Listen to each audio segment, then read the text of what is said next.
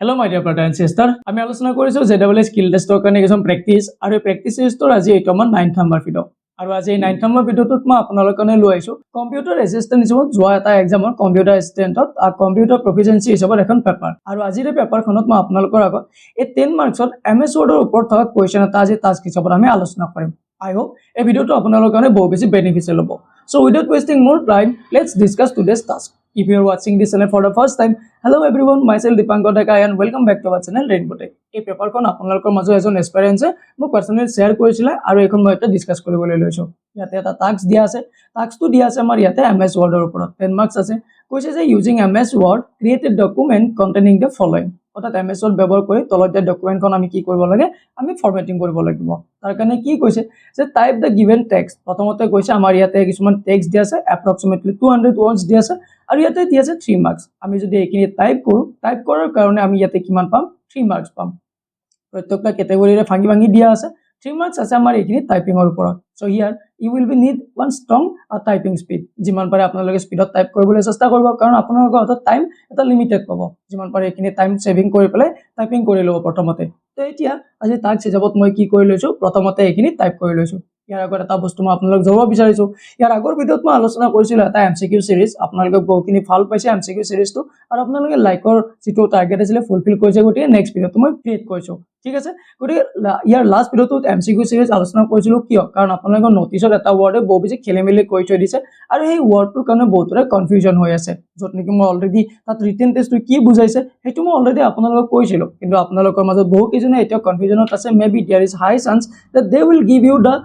some MCQ series some question answer there you will get to right so আপোনালোকে risk লব নোৱাৰে আপোনালোকে এনেকুৱা কৈ প্ৰেক্টিস কৰক টাস্ক বিলাক স্কিল বিলাকো প্ৰেক্টিস কৰক আৰু তাৰ লগতে MCQ সিৰিজটো যেটো লৈ লৈছে তাৰ পৰা আপোনালোকে এইবিলাক প্ৰেক্টিস কৰি থাকক যদি থিওৰি আহে তো থিওৰিও যাতে আপোনালোকে কৰিব পাৰে তো এতিয়া মই এই MS Word-ত যিখিনি আমাক ইয়াতে টেক্সট দিয়া আছে এই টেক্সট কি আমি কি কৰি লৈছো টাইপ কৰি লৈছো প্ৰথমতে ইয়াত যিখিনি ফৰমেটিং আছে ফৰমেটিং কৰিবলৈ নাযাও জাস্ট নৰমালি আমি টাইপ কৰি লওঁ গটেখিনি ইয়াৰ পৰা আৰ্টিফিশিয়াল ইন্টেলিজেন্স ইয়াৰ পৰা আমি ইয়ালৈকে ইয়াত লাষ্ট কি লিখা আছে এইটো এজেন্টিক AI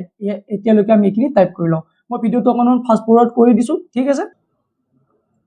Okay, so ইয়াতে মই কি কৰিলো এই যিখিনি ডাটা আছিল গটেখিনি মই ইয়াতে লিখি ললো ঠিক আছে তো লিখাৰ হৈ যদি এইখিনি মই সেভ কৰো তো 3 মাৰ্কস এটা আমি পাই যাম এটা আমি কি কৰিম ইয়াতে আমি এটা ফৰমেটিং কৰিব লাগিব আমি 1 যেটো আমাৰ টাইপ হল টাইপিং খিনি আমাৰ হৈ গল এটা আমি ফৰমেটিং কৰিম কিখিনি বস্তু কেনেকৈ ফৰমেটিং কৰিম আমি চাই লওঁ প্ৰথমতে আমি ফৰমেটিংত কি কৰিব লাগিব আমি এইখিনি ইয়াতে কি কৰো আমাৰ এই যেটো হেডাৰ লাইন আছে এইটো মাক সেন্টাৰত আছে তাৰ আগত আমি এটা ফৰমেটিং কৰি লওঁ ইয়াতে কি লিখা আছে আমি এই সেকশনটো চাই লওঁ ইয়াতে লিখা আছে যে apply proper formatting title in bold font size 16 and the center is aligned আমি এইখিনি কৰিব লাগিব আৰু এইখিনি কৰাৰ কাৰণে আমি 3 মাৰ্কস পাম টাইটেলটো বোল্ড লাগিব font size to 16 আৰু সেন্টাৰটো আমি এলাইনত কৰিব লাগিব গতিকে আমি টাইটেলটো ফন্ট টাইটেলটো 16 বোল্ড আৰু আমি সেন্টাৰ কৰি দিম মই ইয়ালৈকে আহিছো তাৰ আগত মই এইখিনি এটা কাম কৰিছো গটেখিনি সিলেক্ট কৰিলো মই ইয়াৰ পৰা এটা ফেভাৰিট ফন্ট এটা লৈ লৈছো আমি যিকোনো ফন্ট লব পাৰো হ'ব এইখিনি লৈকে হল আৰু ইয়াতে এটা ফৰমেটিং আমাক কি কৈ ধৰিছে এইখিনি আপোনালোকে এবাৰ চাই লব ইয়াতে কৈছে যে লাইন স্পেচিং 1.5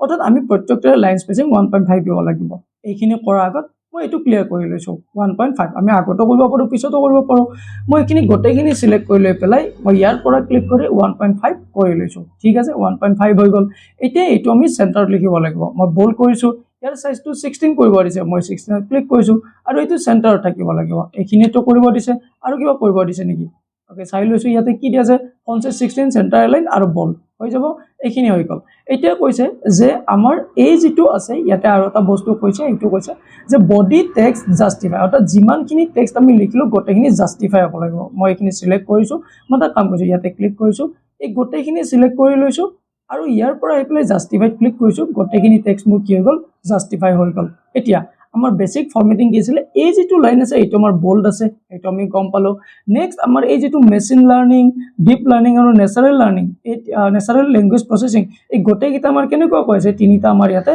পইণ্ট ওয়াইজ আছে বুলেট পইণ্টৰ আছে গটে তিনিটা সিলেক্ট কৰি লৈছো মই ইয়াতে ক্লিক কৰি এইটো যদি ক্লিক কৰো মই তিনিটা এটা বুলেট পইণ্টত আহি যাব বুজি পালো এইখিনি নেক্সট কি দিয়া আছে যিখিনি এনালিটিক্যাল AI generative AI agentic AI এই তিনিটা পইণ্ট মোৰ এটা বুলেট পইণ্টৰ আছে এইটো হৈছে কোনটো এইটো বুলেট পইণ্টত তো তাৰ কাৰণে মই ইয়াতে ক্লিক কৰিছো ইয়াৰ পৰা আইপ্লে যেটো পইণ্ট লাগে আমি ইয়াতে সিলেক্ট কৰি দিছো আৰু দেখা পাব মোৰ এইটো ইয়াতে ফৰমেটিং হৈ গল পেজত আমাৰ ধুনিয়া হৈ গল আৰু এটা কাম আপোনালোকে ইয়াত কৰিব, সেইটো আপোনালোকে হয়তো মেনশ্যন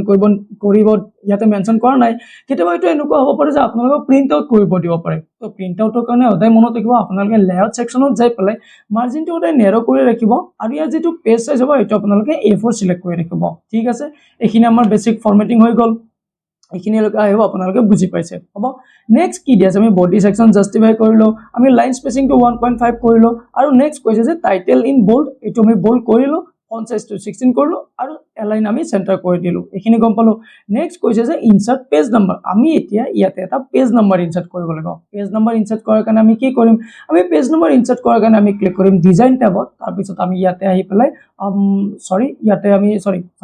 ইনচাৰ্টত ক্লিক কৰিম আৰু ইয়াতে আমি ফুটাৰ ছেকশ্যন বা হেডাৰ ছেকশ্যন যিকোনো এটা চিলেক্ট কৰি ল'ম। মই ইয়াতে ফুটাৰ ছেকশ্যনতে ক্লিক কৰিছোঁ বাৰু, ইয়াতে আমাৰ পেজ নাম্বাৰৰ যিকোনো এটা অপশ্যন থাকিব, আমি এইটো চিলেক্ট কৰি ল'ম। ঠিক আছে, মোৰ ইয়াতে ছাপ'জ এইটো পেজ নাম্বাৰ ইয়াতে ক'ৰবাত লিখাই থাকিব নহয়, এইটো পেজ গ্ৰিড বুলি লিখা আছে, মই ইয়াতে চিলেক্ট কৰিছোঁ আৰু আপোনালোকে দেখা হ'ব মোৰ ইয়াতে পেজ নাম্বাৰ হৈ যাব। ক্লজ হেডাৰ এণ্ড ফুটাৰত ক্লিক কৰিম আৰু মোৰ ইয়াতে পেজ নাম্বাৰ দিয়া গ'ল, বুজি পাইছে, এইটো দেখা পাইছে, মই জুম কৰি দিছোঁ অকণমান, এইটো চাই লওক, ইয়াতে মোৰ পেজ নাম্বাৰটো দিয়া গৈছে। আই হোপ এইখিনিলৈকে বুজি পাইছে, এইখিনি আমাৰ আপোনালোকে বুজি পাইছে। ইয়াতে মই আপোনালোকক আৰু এটা বস্তু জনাব বিচাৰিছোঁ যে আপোনালোকে ইয়াতে যিটো আমাৰ JWL স্কিল টেষ্ট হ'ব তাৰ কাৰণে আপোনাৰ প্ৰেক্টিকেলো প্ৰেক্টিছ কৰক, কাৰণ ৱৰ্ডটো আপোনালোক খেলি মেলি কৰিছে, মই অলৰেডি কৈছোঁ যে ৱৰ্ডটো কি বুজাইছে আপোনালোকক কৈছোঁ, কিন্তু বিভিন্ন ৰিচোৰ্চত আপোনালোকে হয়তো কনফিউজ হৈছে, বিভিন্নজনে বিভিন্ন মতামত দি আছে, গতিকে আপোনালোকে কনফিউজন হৈছে। চ' আপোনালোকে কনফিউজ হ'ব নালাগে, আপোনালোকে প্ৰেক্টিছবিলাক মোৰ ফালৰ পৰা কৰি থাকক, মই যিমান পাৰোঁ ইমান আপোনালোকক প্ৰেক্টিছ কৰাই থাকিম। আৰু যদি নিজকে আৰু অলপ বেটাৰকৈ প্ৰিপেয়াৰ কৰিব বিচাৰিছে আপোনালোকে মই এটা কাম কৰিব পাৰে, এই MCQ চিৰিজটো লৈ ল'ব পাৰে।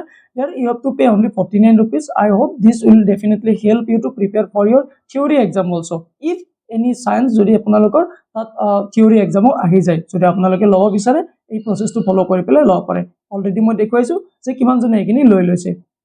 এইখিনি বুজি পালোঁ। নেক্সট কৈছে যে create a table with 5 rows and 4 columns and enter the supplied data। কৈছে আমি এতিয়ালৈকে কিমান মাৰ্ক পালোঁ, আমি ইয়াতে 3 মাৰ্ক পালোঁ টাইপ কৰাৰ হয়, তাৰপিছত ইয়াতে এইখিনি ফৰ্মেটিং কৰাৰ হয় 3 মাৰ্ক পালোঁ। নেক্সট কৈছে যে আমি এখন 5টা rows আৰু 4টা কলমৰ এখন টেবল ক্ৰিয়েট কৰিব লাগিব, and there we will get the 2 marks। ঠিক আছে, আমি এনেকুৱাকৈ যদি টাস্ক দিবি 2 মাৰ্ক পাম, 5টা ৰ' আৰু 4টা কলম এখন টেবল ক্ৰিয়েট কৰিব লাগিব। আমি টেবুলখন চাই লৈছোঁ, এইখন হৈছে আমাৰ টেবুল, এইখন টেবুল আমি ক্ৰিয়েট কৰিব লাগিব। তাৰ কাৰণে মই MS Wordত আহিছোঁ, টেবুল আমি কেনেকৈ ক্ৰিয়েট কৰোঁ এইটো আমি অলৰেডি জানো। মই ইয়াতে এণ্টাৰ প্ৰেছ কৰি ইয়ালৈকে তলত আহিছোঁ, বেক প্ৰেছ কৰি ইয়াতে তলত আহিছোঁ। এতিয়া আমি এটা বস্তু চাই লৈছোঁ টেবুল ক্ৰিয়েট কৰাৰ কাৰণে, 5টা rows 4টা কলম, কি দি আছে 5টা rows 4টা কলম হ'ব। 5টা rows 4টা কলম আমি কৰাৰ কাৰণে মই ইয়াতে আহি পেলাই ইনচাৰ্টত ক্লিক কৰিছোঁ, টেবুলত ক্লিক কৰিছোঁ, 5টা rows ৰাইট 3 4 5 আৰু 4টা কলম 2 3 4 আমি এনেকুৱাকৈ ল'ব পাৰোঁ। বা আমি ইনচাৰ্ট টেবুলত ক্লিক কৰি পেলাই কৰিব পাৰিম, ইয়াতে ক্লিক কৰিম, আমাক লাগে কিমান কলম 4টা লাগে, rows 5টা লাগে, তাৰপিছত ওকে প্ৰেছ কৰিম আৰু আমাৰ ইয়াতে টেবল ইনচাৰ্ট হৈ যাব। বুজি পাইছে আপোনালোকে? Now we have two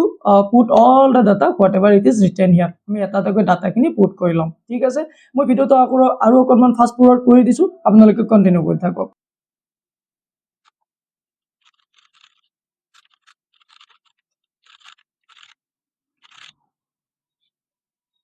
okay, তো ইয়াতে মই এটা বস্তু ৰিড কৰোঁতে হয়তো খেলি মেলি কৰি দিলোঁ, সেইটো হৈছে কি আমাক 5টা rows কৈছিলে, ঠিক আছে, আৰু 4টা কলম কৈছে। ইয়াতে আমাৰ কলম কিমানটা আছে টোটেল 3 4 5, তাতে আমাৰ ইয়াতে 5টা কলম আছে। ইয়াতে এটা আপোনালোকে এইটো চাই লওক, ইয়াতে এটা বস্তু ইয়াত খেলি মেলি হৈছে, ইয়াতে কৈছে যে 4টা কলম থাকিব লাগে, কিন্তু ইয়াতে যদি আপোনালোকে ভালদৰে চাই ইয়াতে আমাৰ 5টা কলম আছে, 1 2 3 4 5, ইয়াতে খেলি মেলি হৈছে। আপোনালোকে 5টা কলম ইনচাৰ্ট কৰিব আৰু rows আমি 3 4 5 আৰু rows আমি কি কৰিব লাগিব 5টা ইনচাৰ্ট কৰিব লাগিব। And we know need to worry, আমি ইয়াতে 4টা ইনচাৰ্ট কৰিলোঁ, আমাক আৰু এটা কি লাগে কলম লাগে, তো ৰাইট ক্লিক কৰিম, আমি ইনচাৰ্টত ক্লিক কৰিম, আমাক কি লাগে কলম এটা লাগে, ক'ত লাগে ৰাইট চাইডে লাগে, তো insert columns to the right, মই ইয়াতে ক্লিক কৰিম আৰু মোৰ ইয়াতে কলম এটা ইনচাৰ্ট হৈ যাব। এতিয়া আমি ইয়াতে কি লিখিম যে এছামিজটো ইয়াতে লিখি ল'ম। বাকী মই এইখিনি আৰু অকণমান ফাষ্ট ফৰৱাৰ্ড কৰি দি লৈছোঁ।